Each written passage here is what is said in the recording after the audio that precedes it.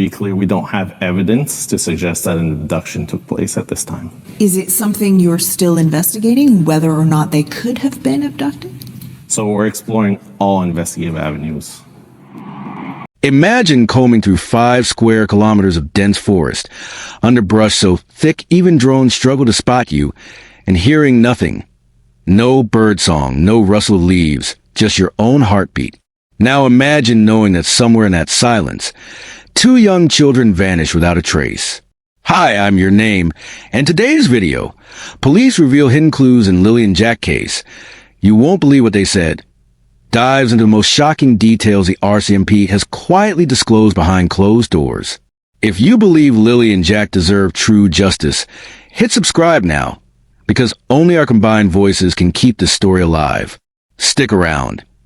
We'll expose why the very first polygraph question assumed the worst, how a mother's midnight flight deepened the mystery, and reveal the explosive claim from a family cousin who says he knows exactly where Jack is being hidden. This is the only channel committed to bringing you every hidden clue and every unanswered question in this heartbreaking saga. On May 2nd at about 10 a.m., the Nova Scotia RCMP received what should have been a routine call. 2 small children, 6-year-old Lily Sullivan and her 4-year-old brother Jack, had wandered off from their rural home on Gairloch Road. For most missing child calls, patience is brief.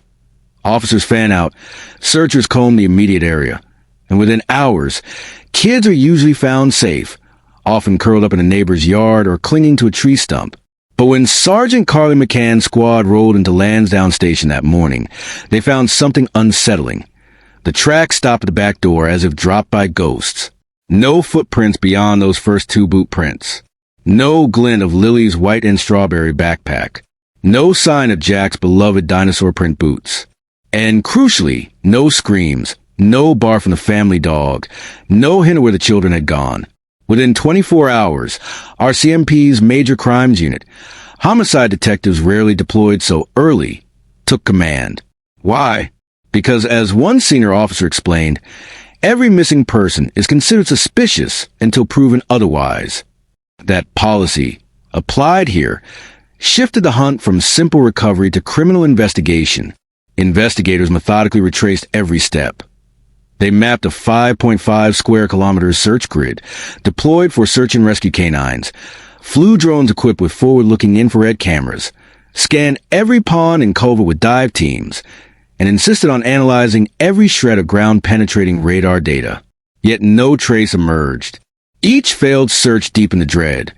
Was this the work of a master abductor or something far more chilling? 3 weeks into the case, Stepfather Daniel Martel volunteered for a polygraph. An unusual move, but Martel was eager to clear his name. In the small, dimly lit interrogation room, sensors were strapped under his arms, beneath his feet, across his lower back. A cuff wrapped around his arm measured blood pressure. A sweat gland sensor clung to a fingertip. Then the examiner's first question. Did you kill Lily and Jack Sullivan? Cut through the silence like a blowtorch. Martel's heart thundered. Stress hormones flooded his system. Within minutes, he was told, you passed. But passing a polygraph never equates to innocence.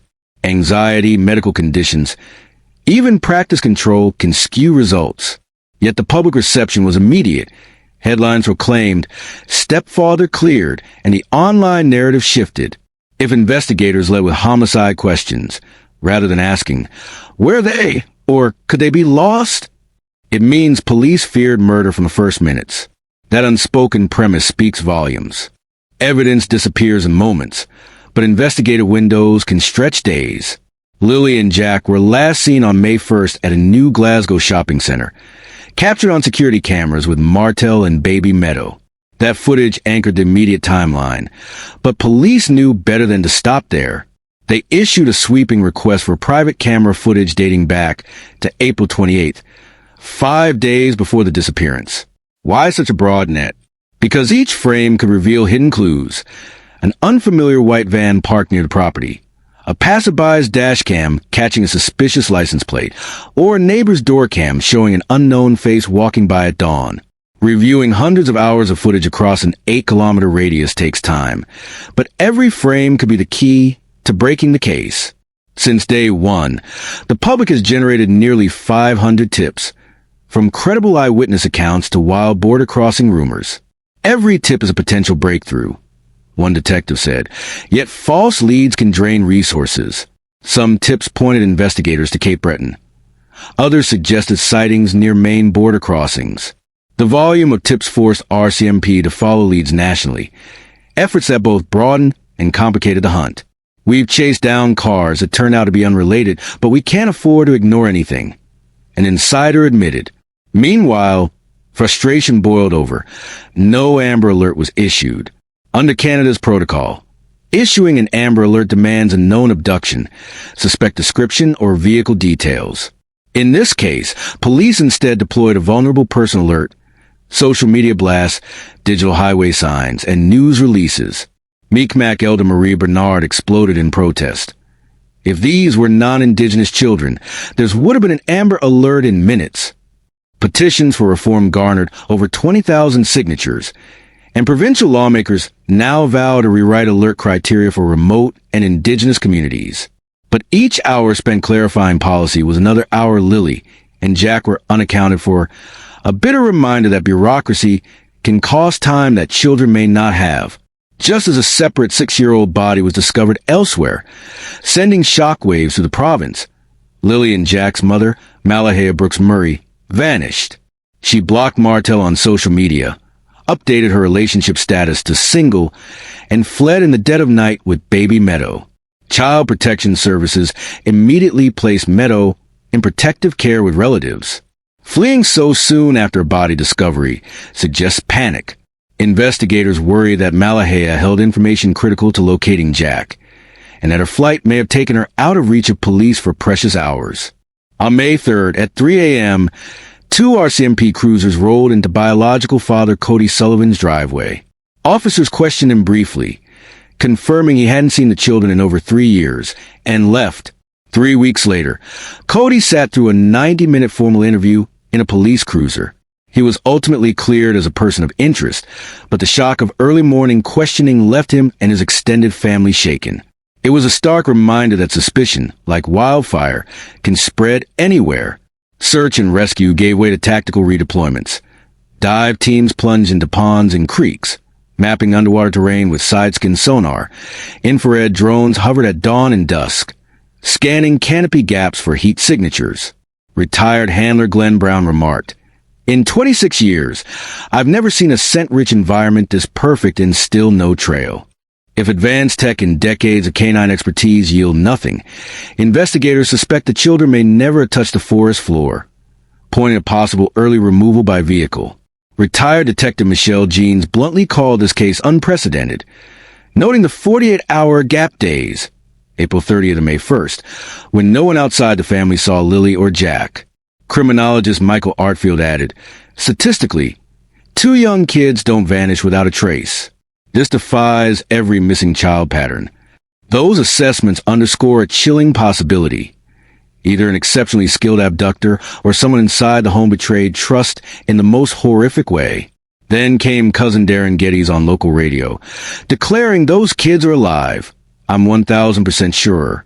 Geddes claims Malahea and co-conspirators smuggled Lily and Jack into a vehicle at dawn, naming the driver, and even hinting at a drop-off point beyond the search grid. He says he intentionally let them overhear his suspicions, triggering Malahea's midnight flight with baby Meadow.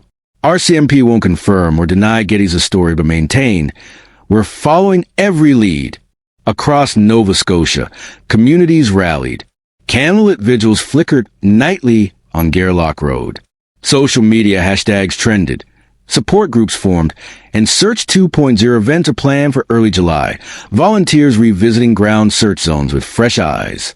In Halifax's legislature, policymakers hear testimony from Mi'kmaq elders and child advocacy groups calling for systemic reforms in Amber Alert and child protection protocols. The case's ripple effects are already prompting policy change. Proof that Lily and Jack's story transcends a local mystery, demanding national introspection. Although the massive ground sweep has ended, you still matter. Share this video to keep global focus on Lily and Jack. Submit footage from April 28th to May 2nd within an 8-kilometer radius. Every second of video matters. Call RCMP Picton County at 908-54333 or Crime Stoppers anonymously. Press for reform by contacting your local MLA to support Amber Alert and CPS policy changes.